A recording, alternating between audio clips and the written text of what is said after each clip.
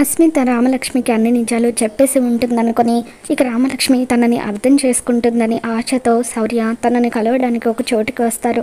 ఇకప్పుడు రామలక్ష్మితో శౌర్య ప్రేమగా మాట్లాడుతూ ఏమైంది రామలక్ష్మి అని చెప్పి అంటూ ఉంటే అప్పుడు రామలక్ష్మి ఇప్పటి వరకు మీరు చేసిన తప్పులన్నీ నేను తెలుసుకున్న తర్వాత నేను ఏమీ చేయలేదని మీరు బుకాయిస్తూ ఉంటే నా మూలన అంతో ఇంతో మీరు ఏ తప్పు చేయలేదన్న నమ్మకం ఉండేది. కానీ ఇప్పుడు ఉన్న కాస్త నమ్మకం కూడా పోయింది.